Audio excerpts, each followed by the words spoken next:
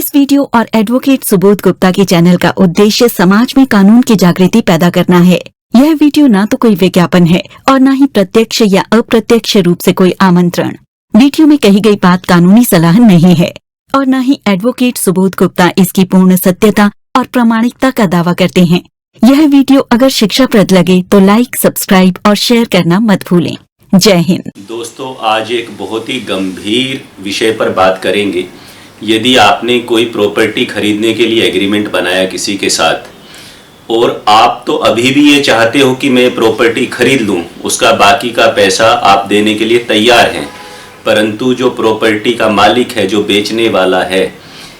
वो अब आनाकानी कर रहा है, कुछ मुकर सा रहा है, कुछ टाल मटोल कर रहा है। या तो उसका डील कैंसिल करने का मन है, या प्रॉपर्टी के रेट बढ़ गए हैं, या कोई और भी अन्य आपस में आपकी बहसबाजी हो गई हो, कोई बात हो गई हो। तो इस टॉपिक पे डिस्कस करेंगे कि यदि आप खरीदार हैं और प्रॉपर्टी खरीदना चाहते हैं, एग्रीमेंट आपने बना रखा है, कुछ पार्ट पेमेंट, बयाना, अर्नेस्ट मनी, एडवांस मनी भी आपने सेलर को दे दिया था, तो अब मामला बातचीत से सुलझ नहीं रहा है। आपने रिक्वेस्ट कर ली सेलर को कि भाई साहब बाकी के पैसे ले लो, रजिस्ट्री करा दो, बाकी के पैसे ले लो, सेल डीड मेरे फेवर में करा दो, पर वो रिस्पॉन्स नहीं कर रहा है या इवेजिव रिस्पॉन्स कर रहा है, गोलमोल बातें कर रहा है, कुछ रास्ता सा दे नहीं रहा है आपको। तो इसमें पहली बात तो ये है कि आपको कोर्ट में जाने से पहले कुछ एविडेंस, कुछ सबूत, कुछ चीजें, कुछ तथ्य ऐसे क्रिएट करने पड़ेंगे जिससे कि जब आप कोर्ट में उसके ऊपर केस करें तो आपका केस कानूनन रूप से मजबूत हो। अब इसमें जो केस किया जाता है, जो मुकदमा किया जाता है, उसे कानूनी भाषा में कहते हैं specific performance of the contract. अब इसका हिंदी अनुवाद तो भाई मुझे नहीं मालूम, वो आप देखते रहना। Specific performance of the contract का मतलब सरल भाषा में ये है कि आपने उसके साथ एक एग्रीमेंट या कॉन्ट्रैक्ट किया और आप तो उसको परफॉर्म करने के लिए रेडी हो कि हाँ भाई मैंने को जो काम करना है, मुझे तो पैसे देने एज ए बायर में देने के लिए रेडी था और आज भी रेडी हूं, परंतु सामने वाले ने मेरे साथ जो कॉन्ट्रैक्ट किया वो रेडी नहीं दिख रहा है और कोर्ट के माध्यम से इस एग्रीमेंट को मैं लागू करवाना चाहता हूं कि भाई अपने बाकी के पैसे पकड़ो और प्रॉपर्टी का कब्जा मुझे दो और प्रॉपर्टी मेरे नाम पे करो। दोस्तों, सबसे पहली बात तो ये है कि अगर आप किसी एग्रीमेंट को कोर्ट से लागू करवाना चाहते हैं, स्पेसिफिक परफॉर्मेंस का मुकदमा करना चाहते हैं, तो आपके पास ओरिजिनल एग्रीमेंट होना चाहिए। आप बायर हैं, आपने उसको पैसे दिए थे, तो ओरिजिनल एग्रीमेंट आमतौर पे बायर रखता है। तो ओरिजिनल एग्रीमेंट जिसपे सभी पक्षों के साइन हो रखे हों, गवाहों के साइन हो रखे हों, एक से अधिक सेलर थे उस प्रॉपर्टी के तो सबके उस पे साइन हो रखे हों, वो ओरिजिनल आपके पास होना चाहिए। इस वीडियो में इस विवाद में नहीं पड़ रहे कि वो एग्रीमेंट रजिस्टर्ड है या रजिस्टर्ड नहीं है, नोटराइज्ड है या नहीं है, एक गवाह के साइन हो गए, दो के नहीं हो गए, अभी इन बातों में चर्चा नहीं कर रहे। आपके पास एग्रीमेंट होना चाहिए signed by the seller. Second important बात है वो है फिनेंशियल कैपेबिलिटी की, कि भाई क्या आपकी इतनी आर्थिक क्षमता है, कोर्ट को दिखा सकते हो आप कि जिस प्रॉपर्टी का सौदा आपने किया था वो पैसे आपके पास थे, हैं या हो सकते थे लोन के माध्यम से या किसी भी तरीके से। तो आपको कोर्ट को ये दिखाना पड़ेगा कि आपकी फिनेंशियल कैपेसिटी थी इस प्रॉपर्टी को खरीदने के लिए। तो आपकी बैंक स्टेटमेंट्स में उतने पैसे होने चाहिए जितने उसको देने बनते थे। बैलेंस कंसीडरेशन, जो बकाया पैसा था, अगर वो आपकी बीवी के अकाउंट में, बच्चों के अकाउंट में इधर उधर पड़े और आपको इकट्ठे करने थे, तो भाई साहब पहले ही इकट्ठे करके बैंक में अपने ले आओ, जहां से भी लाने हैं, ताकि जब आप केस फाइल करो तो वो बैंक स्टेटमेंट कोर्ट में लग सकें और हम कोर्ट को केस में ये कह सकें कि हमारे पास बैलेंस पैसे देने का जुगाड़ था, व्यवस्था थी। और अगर आपने कहीं बैंक से लोन लेना था तो जो लोन का सैंक्शन लेटर है वो बैंक से ले लो, ताकि हम दिखा सके भी इतने पैसे हमारे पास थे, इतने हमारे बैंक से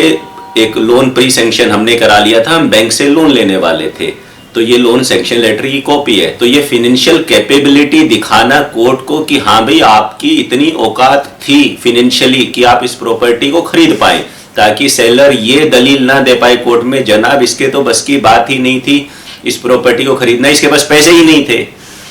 तो ये फिनेंशियल कैपेबिलिटी आपको दिखानी पड़ेगी। थर्ड बात है, कैपेबिलिटी होना एक अलग बात है। मेरे अकाउंट में चाहे करोड़ों रुपए पड़े हो, कैपेबल हूं मैं, लेकिन क्या मैं रेडी हूं और विलिंग हूं उस पैसे को समय पर सेलर को देने के लिए? क्या मैं इच्छुक हूं? क्या मैं ऐसा कर रहा हूं? क्या मेरे कंडक्ट से, मेरे व्यवहार से, मेरे एक्ट से ऐसा प्रतीत हो रहा है कि हाँ भाई मैं विलिंग भी हूं?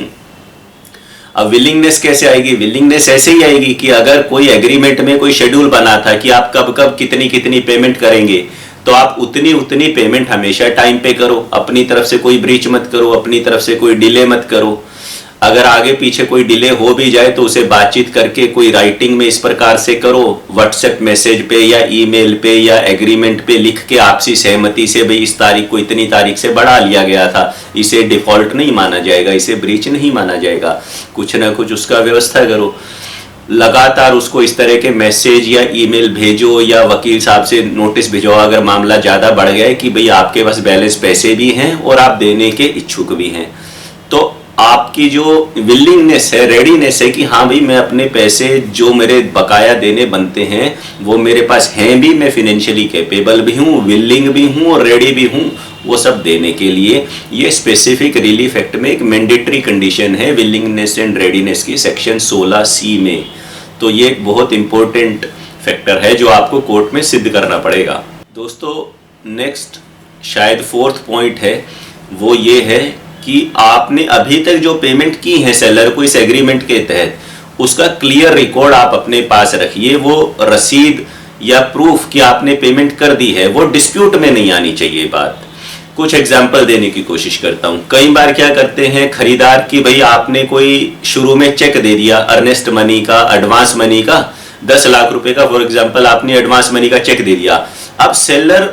वो चेक लेके बैठा हुआ है, वो उसे डाल नहीं रहा है, उसने एनकैश नहीं किया उस चेक को। तो आपने तो लिख दिया एग्रीमेंट में कि मैंने 10 लाख का चेक इसे दे दिया, इसे 10 लाख रुपए की राशि प्राप्त हो गई, पर प्राप्त नहीं हुई ना, उसे तो खाली चेक प्राप्त हुआ है, चेक उसने डाला ही नहीं, उसके अकाउंट में पैसे आए ही नहीं। कल को कोई और विवाद बढ़ेगा तो वो बोलेगा मुझे तो चेक मिला ही नहीं, या कुछ और भी कहानी बोलेगा, या चेक बाउंस हो गया जो आपने दिया था। ऐसी भी बात हो सकती है कि आपने चेक दिया पर वो बाउंस हो गया, दोबारा वो लेने के लिए तैयार नहीं हो रहा, उसके मन में डाउट पैदा हो गया, भाई ये कैसा बायर है, चेक दिया चेक बाउंस हो गया, भले ही वो कोई छोटी मोटी गलती की वजह से बाउंस हो गया हो। या आपने कैश दे दिया, कैश दे दिया तो उसकी कोई आपने सेपरेट रसीद नहीं ली, और थोड़ी बहुत रकम दे दी तो कोई बात नहीं, अगर आपने लंबा चौड़ा कैश दे दिया तो फिर वो कानूनन रूप से आप भी शिकंजे में फंस जाओगे। रिसेंट सुप्रीम कोर्ट का जजमेंट भी है कि अगर आप कह रहे हो मैंने कैश दिया, तो पहले तो जो कोर्ट है आपकी जो ये कहना है आपका कि मैंने इसे इतने लाख रुपए कैश दे दिए, खास करके अगर वो 2 लाख से अधिक है, तो इनकम टैक्स कमिश्नर को चिट्ठी लिख देगी कोर्ट कि भाई इस आदमी की जांच करो, ये कह रहा है कि मैंने 2 लाख से अधिक कैश दे दिया। तो इनकम टैक्स वाले और आपके पीछे लग जाएंगे, फिर आप समझ लो क्या होगा। तो अभी फिर विषय से नहीं भटकते, स्पेसिफिक परफॉर्मेंस पे रहता हूं कि आपने जो पैसे उसे दिए, चाहे कैश दिया, चेक दिया, डिमांड ड्राफ्ट दिया, कैसे भी दिया, उसका आपके पास एक clear payment record including bank statement होनी चाहिए। जनाब मैंने ये चेक दिया था, मेरे अकाउंट से पैसे डेबिट हो गए, या कैश दिया था तो ये इसकी एक इसने सेपरेट रसीद इशू की थी, इस पे रसीदी टिकट रेवेन्यू स्टैंप भी लगी हुई है, इस पे क्रॉस साइन भी हैं, 2 गवाह भी हैं इसके, और ये एडमिट कर रहा है कि भाई मेरे को इतने रुपए मिल गए, एग्रीमेंट में भी ये बात लिखी हुई है। नेक्स्ट है दोस्तों, हर चीज को लिखित में डॉक्यूमेंट करने की कोशिश करें। अगर सेलर अपनी कोई मजबूरी बता रहा है कि भाई साहब मैं अभी नहीं बेच सकता, ऐसा है, या प्रॉपर्टी का कोई म्यूटेशन कराना बच गया था, या कोई प्रॉपर्टी आईडी जनरेट होनी बच गई थी, या माताजी के नाम भी प्रॉपर्टी थी, अभी वो अमेरिका घूमने गई हैं, माताजी आएंगी तब वो भी साइन करेंगी वगैरह वगैरह, तो क्योंकि आपने एक एग्रीमेंट बना रखा है, उसमें एक लास्ट डेट या क्लोजिंग डेट या फाइनल डेट ऑफ रजिस्ट्री लिख रखी है, उसमें यह भी लिख रखा हुआ कि इतनी तारीख तक पैसा नहीं दिया आपने तो ये एग्रीमेंट कैंसिल या टर्मिनेट माना जाएगा, और वो आपका अर्नेस्ट मनी फॉरफिट कर लेगा। लेकिन डिले आप नहीं कर रहे हो, डिले वो कर रहा है, पर मुंह जुबानी कर रहा है, वर्बली कर रहा है, लिखित में नहीं कर रहे। तो आप चीजों को डॉक्यूमेंट करिए, ताकि कल को अगर वो डेडलाइन क्रॉस हो गई तो वो डेडलाइन क्रॉस तो हो गई, आप पेमेंट क्यों करोगे? क्योंकि उसने जो जरूरी चीजें करनी थी चाहे उसे प्रॉपर्टी के संबंध में करनी थी या दूसरे सेलर के साइन करवाने थे या कोई म्यूटेशन करवाना था या कोई प्रॉपर्टी आईडी जनरेट करानी थी या कोई एनओसी किसी विभाग से या आरडब्ल्यूए से या सोसाइटी से लेनी थी, उसका जिम्मेदार तो वो था ना। उसने अपनी कंडीशन पूरी नहीं की इसलिए लेट हुआ, लेकिन उसका इल्जाम फिर वो आप पे टालने की कोशिश करेगा कि भाई साहब इसने मेरे पैसे नहीं दिए इसलिए मैंने रजिस्ट्री नहीं कराई। आपका कहना ये हुआ कि मैं पैसे क्यों दूंगा, क्योंकि इसने ये काम नहीं किया तो मेरा पैसे देना बनता ही नहीं था। पर इन चीजों को आप सिद्ध कैसे करोगे? इन चीजों को सिद्ध करने के लिए जरूरी है कि जो आप उसे व्हाट्सएप भेजें, समझदारी पूर्वक ऐसे एविडेंस बनाएं व्हाट्सएप पे, ईमेल पे, लेटर के द्वारा या जैसे भी संभव हो, ताकि कोर्ट में आप वो सारा कम्युनिकेशन लगा सको और ये दिखा सको कोर्ट को कि जो डिले किया है वो इसने किया है, वो मैंने नहीं किया। नेक्स्ट पॉइंट पे चलते हैं दोस्तों। नेक्स्ट पॉइंट ये है कि अगर आपने प्रॉपर्टी खरीदने के संबंध में जो पैसे देने थे टोटल, वो ज्यादातर पैसे दे दिए या लगभग पूरे ही पैसे दे दिया आपने, तो आप कोशिश करिए कि सेलर आपको प्रॉपर्टी का पोजेशन दे दे। हालांकि मैंने सेपरेट वीडियो बना रखा है सेलर को आगाह करते हुए कि कुछ भी हो जाए तो प्रॉपर्टी का कब्जा जब तक रजिस्ट्री ना हो बायर को नहीं देना। इसमें सेलर के लिए बहुत सारे खतरे हैं, पर क्योंकि ये वीडियो तो मैं बायर के लिए बना रहा हूँ और बायर भी कभी ना कभी सेलर होता है और सेलर भी कभी ना कभी बायर होता है, सास भी कभी बहू थी और बहू भी कभी सास बनेगी। चलो, बायर को अगर सेलर प्रॉपर्टी का कब्जा दे देता है, यानी आप प्रॉपर्टी का कब्जा ले लेते हो, अगर कोई प्रॉपर्टी फॉर एग्जांपल 1 करोड़ रुपए की थी, आप कह रहे हो भाई साहब मैंने 90 लाख रुपए दे दिए, मुझे प्रॉपर्टी की जरूरत है, आप मुझे दे दो, और वो पोजीशन आपको दे देता है, चाबी दे देता है आपको घर की, मकान की, दुकान की, जो भी प्रॉपर्टी है, तो इसमें section 53A transfer of property act का प्रोविजन इन्वोक हो जाएगा, जो कि एक पार्ट परफॉर्मेंस के रूप में आएगा। ज्यादा टेक्निकल और लीगल नहीं जा रहा हूं, इतना बताना चाहता हूं कि अगर उसने आपको प्रॉपर्टी का कब्जा दे दिया तो उससे जो आपकी पोजीशन है एज ए बायर इस एग्रीमेंट को कोर्ट से लागू करवाने की, वो बहुत ही जबरदस्त तरीके से बढ़ जाएगी, क्योंकि ना केवल उसने पेमेंट्स को एक्सेप्ट किया,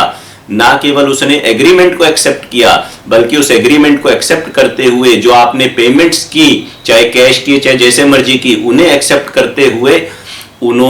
उसने अपनी प्रॉपर्टी का पोजेशन भी आपको डिलीवर कर दिया इतनी तारीख को। फिर पोजेशन के कुछ प्रूफ भी बना लेना, आपने अपना नाम लगा लिया, बोर्ड लगा लिया, या आपने पोजेशन लेने के बाद उसमें कुछ इंप्रूवमेंट कर दिया। भाई प्रॉपर्टी खराब हालत में थी, आपने उस पर पेंट किया, उसका रिनोवेशन कराया, उसका लेंटर ठीक कराया, जो कुछ भी आपने करा वो भी आपने एक्सपेंस इनकर कर दिए, तो ये सारी चीजें आपका जो केस है उसको मजबूत कर देंगी। दोस्तों नेक्स्ट पॉइंट है कि जो आप तैयारी कर रहे हैं, प्रिपेयर्डनेस कर रहे हैं, वो भी आपको कोर्ट को दिखानी पड़ेगी, उससे भी आपका केस मजबूत होगा। प्रिपेयर्डनेस, तैयारी से मेरा मतलब है, मान लो आपने पेमेंट करने के बाद सब रजिस्ट्रार ऑफिस जहां पे रजिस्ट्री होनी थी आपकी, वहां से अपॉइंटमेंट ले ली, टोकन ले लिया, टोकन लेके अपॉइंटमेंट ले लिया आपने, आपके पास प्रूफ है अपॉइंटमेंट का कि इतनी तारीख को रजिस्ट्री होएगी, और वो अपॉइंटमेंट का शेड्यूल आपने सेलर को भी ईमेल या व्हाट्सएप के माध्यम से सूचित कर दिया कि भाई साहब मैंने तारीख ले ली है सब रजिस्ट्रार ऑफिस से, या आपने फॉर एग्जांपल स्टैम्प पेपर खरीद लिया है और स्टैम्प पेपर की कॉपी भेज दो, नहीं खरीदा है तो भी कोई बात नहीं, पर खरीद लिया है तो वो भी तैयारी होगी, सब रजिस्ट्रार ऑफिस में अपॉइंटमेंट भी तैयारी होगी, आप उस दिन वहां चले गए, उस चीज का कोई रिकॉर्ड वहां क्रिएट हो गया, ये भी एक तैयारी हो गई। जाने से पहले आपने उसको लिखित सूचना दी कि भाई साहब इतनी तारीख को बैलेंस पैसे के साथ मैं वहां आ जाऊंगा और रजिस्ट्री होने से पहले आपके पैसे आपको मिल जाएंगे, चाहे आरटीजीएस के माध्यम से मिले, डिमांड ड्राफ्ट के माध्यम से मिले, बैंक लोन के माध्यम से मिले, कैसे भी मिले। अगर आपने सेल डीड का ड्राफ्ट बना लिया था रफ अपने वकील के माध्यम से कि ये हमारी प्रस्तावित प्रोपोज्ड रजिस्ट्री का ड्राफ्ट है, उसने शेयर कर लिया आपने, वो उसमें भी कुछ अमेंडमेंट कर रहा है, ये कर रहा है, वो कर रहा है, तो एक किस्म से आपकी तैयारियां दिखाई दे रही है। जिस तरह शादी से पहले शहनाई बजती है, मिठाई वाले को बुलाते हैं, ऐसा करते हैं, पंडित जी को बुलाते हैं, तो ये तैयारियां दिख रही है ना रजिस्ट्री की, तो ये प्रिपेयर्डनेस भी आपको हेल्प करेगी।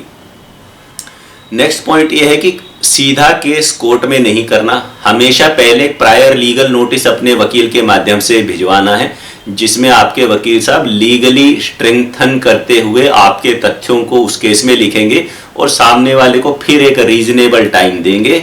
मुख्य तौर पे ये कहते हुए कि भाई साहब ये एग्रीमेंट हुआ था, इतने पैसे हम दे चुके हैं, इतने बकाया हैं, हमारी फिनेंशियल कैपेसिटी है देने की, हम विलिंगनेस भी है हमारी, रेडीनेस भी है हमारी, प्रीपेयर्डनेस भी है हमारी, या हमने बैंक लोन भी सेंक्शन करा रखा है, ज़रूरत हो तो बैंक स्टेटमेंट भी अटैच कर दो कि ये देखो हमारी बैंक स्टेटमेंट भी अटैच कर रहे हैं, हमारे पास इतने पैसे हैं, या लोन सेंक्शन लेटर भी अटैच कर दो, ये लोन सेंक्शन हमने इस बैंक से करवा रखा है और ये रजिस्ट्रार ऑफिस से अपॉइंटमेंट है, जो आप उस दिन आए नहीं या आप कुछ कंफर्म नहीं कर रहे हो कि आप आएंगे या नहीं आएंगे, मेरा क्लाइंट उस दिन वहां पहुंच जाएगा। तो इस तरह की बातें लिखते हुए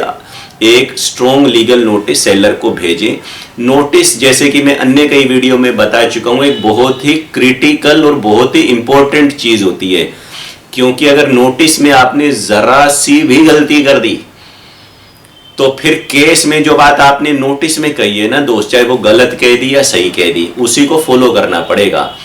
फिर उसमें हम कुछ ज्यादा छेड़खानी करेंगे या कॉन्ट्राडिक्टरी बातें कहेंगे, इनकंसिस्टेंट बातें कहेंगे, विरोधाभासी बातें कहेंगे, तो हमारी कहानी एक किस्म से झूठी हो जाएगी कि नोटिस में कुछ कह रहा है, केस में कुछ कह रहा है। नेक्स्ट क्रिटिकल पॉइंट है दोस्तों कि केस करने से पहले आपको ये ध्यान देना जरूरी है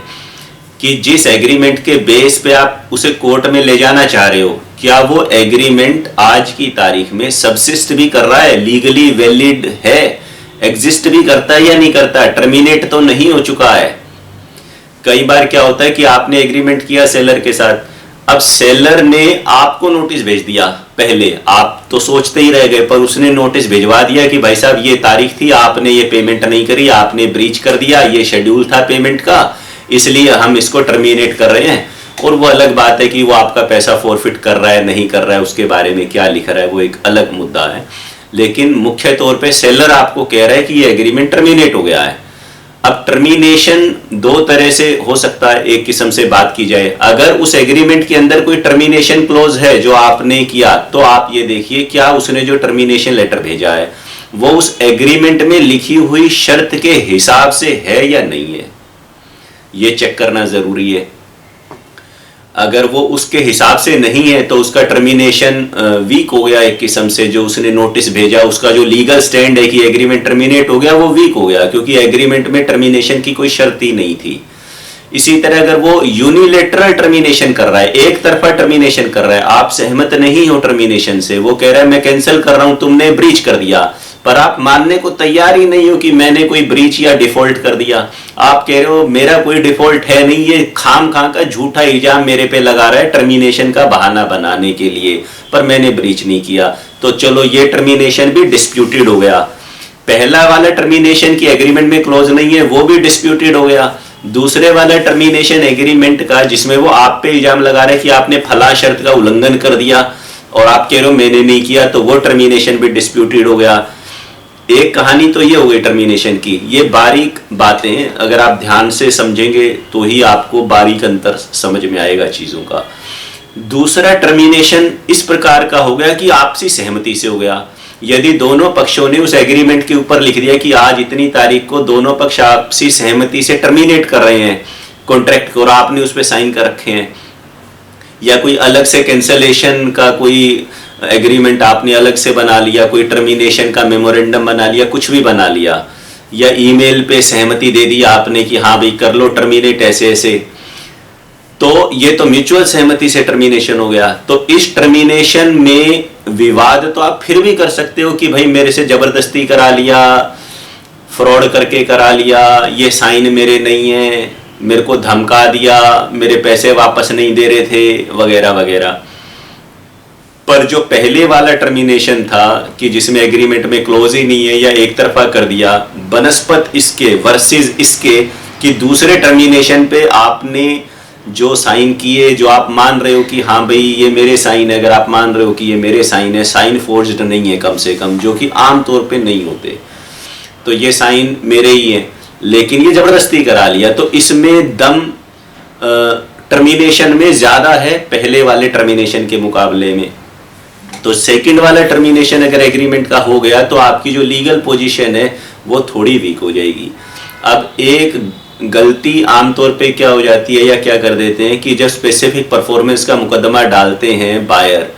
तो वो आमतौर पे कोर्ट को इतना ही कहते हैं, जनाब ये एग्रीमेंट था, इतने पैसे मैंने दे दिए थे, इतने मेरे पास देने की क्षमता थी, मैं आज भी देने के लिए तैयार हूं, पहले भी देने के लिए तैयार था, सामने वाला अपना पूरा परफॉर्मेंस कर नहीं रहा है इस एग्रीमेंट का, तो इनको डायरेक्शन दी जाए कि मेरे से बैलेंस पैसे ले ले, रजिस्ट्री मेरे नाम पे करा दे और तब तक प्रॉपर्टी पे स्टे लगाया जाए जब तक ये मुकदमा चल रहा है, इस मुकदमे का फैसला नहीं हो जाता। अब हाल फिलहाल में ऑनरेबल सुप्रीम कोर्ट का एक जजमेंट आया है। ये जो जजमेंट है ये है 29 अक्टूबर 2025 का, अन्नामलाई वर्सेस वसंती एंड अदर्स। इस जजमेंट में ये पहलू भी डिस्कस किया गया कि भाई अगर कोई एग्रीमेंट जो है, एग्रीमेंट टू सेल, वो टर्मिनेट हो गया, तो जब स्पेसिफिक परफॉर्मेंस का मुकदमा डाला गया तो बायर को, खरीदार को क्या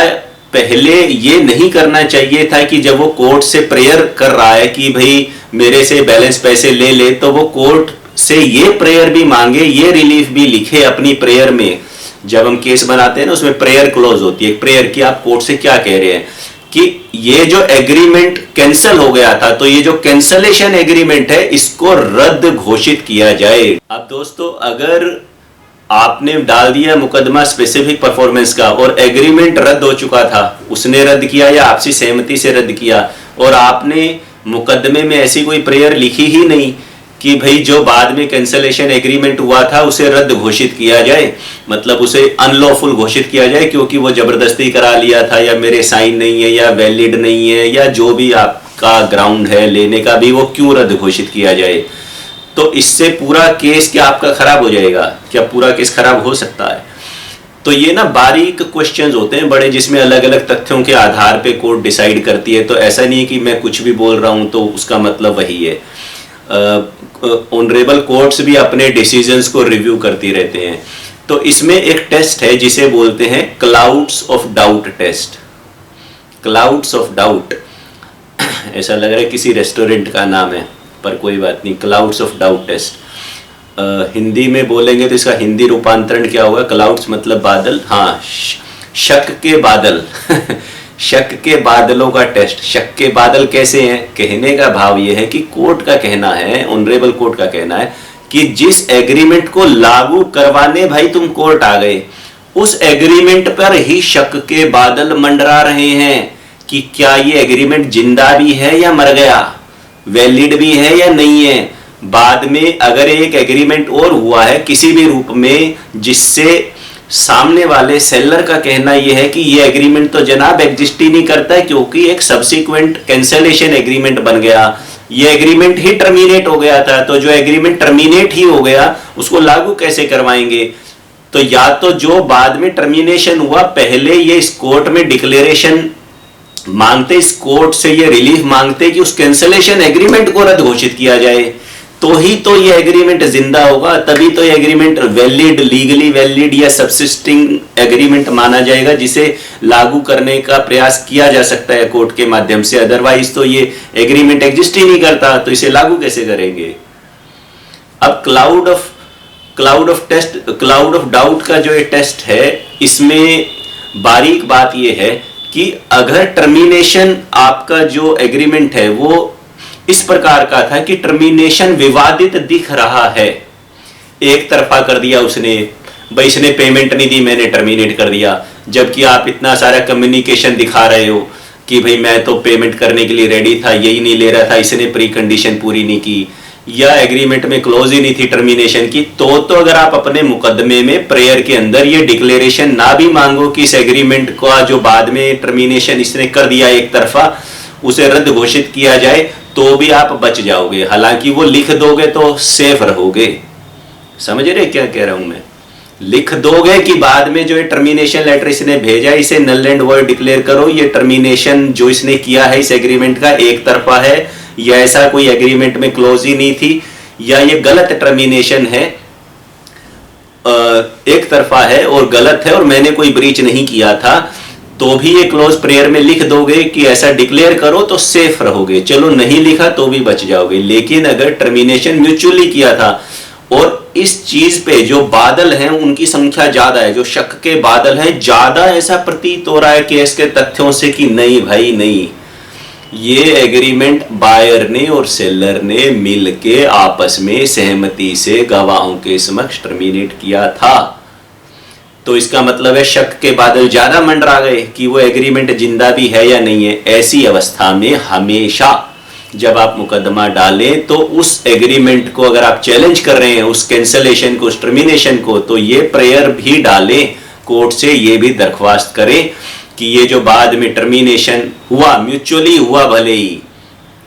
वो अनलॉफुल है। और क्यों अनलॉफुल है वो तो आपको पता होगा, आपके वकील साहब को पता होगा कि आप उसे क्यों चैलेंज कर रहे हो, किस ग्राउंड पे चैलेंज कर रहे हो। अब आता हूं तीसरी बारीक पॉइंट पे। मान लो आपने केस डाल ही दिया, प्रेयर में ऐसी कोई क्लोज लिखी ही नहीं कि इस एग्रीमेंट, टर्मिनेशन एग्रीमेंट को रद्द घोषित किया जाए, तो क्या होगा? देखो दोस्तों, इससे आपका जो सूट की मेंटेनेबिलिटी है, मुकदमे की मेंटेनेबिलिटी, वो प्रभावित हो सकती है। कोर्ट आपके केस को रिजेक्ट कर सकती है, प्लेंट को रिजेक्ट कर सकती है। टेक्निकल प्रावधानों में नहीं जाता। ऑर्डर 7 रूल 11 की एप्लीकेशन सेलर लगा सकता है कोर्ट में कि जनाब इसमें तो कोई कॉज ऑफ एक्शन ही नहीं बनता। ये टेक्निकल बातें हो गई थोड़ी, मतलब सरल भाषा में इससे आपका केस खराब हो सकता है, डिसमिस हो सकता है, रिजेक्ट हो सकता है। हाँ, अगर फिर भी एक चांस लेना है और आप बिना प्रेयर ये डाले कोर्ट में केस कर चुके हो, तो जब सामने वाला रिटर्न स्टेटमेंट फाइल कर दे, यानी अपना जवाब दाखिल कर दे, जवाब में वो कहे कि ये एग्रीमेंट तो कैंसिल हो चुका था, तब आप कोर्ट से फिर एक प्रार्थना कर लो कि जनाब क्योंकि ये कह रहा है कि एग्रीमेंट कैंसिल हो चुका था, तो मैंने जो ये प्लेंट डाली है, मैंने जो केस डाला है, मैं इसमें संशोधन करना चाहता हूं, इसको अमेंड करने की परमिशन दी जाए, जिसमें कि मैं प्रेयर क्लॉज में अमेंडमेंट करना चाहता हूं या एक पैराग्राफ और भी लिखना चाहता हूं कि ये जो कैंसलेशन एग्रीमेंट है ये क्यों अनलॉफुल है, और इसलिए प्रेयर में ये प्रेयर भी मैं ऐड करना चाहता हूं कि इस कैंसलेशन एग्रीमेंट को रद्द घोषित किया जाए। तो कोर्ट अगर उचित समझेगी केस को, तथ्यों को ध्यान में रखते हुए, तो आपको परमिशन दे भी सकती है और नहीं भी दे सकती। तो ये बहुत सारी बारीक छोटी छोटी बातें हैं जिनको कि अगर आप ध्यान में रखेंगे तो आपका जो चांस है स्पेसिफिक परफॉर्मेंस का मुकदमा जीतने का सेलर के अगेंस्ट, वो बढ़ जाएगा।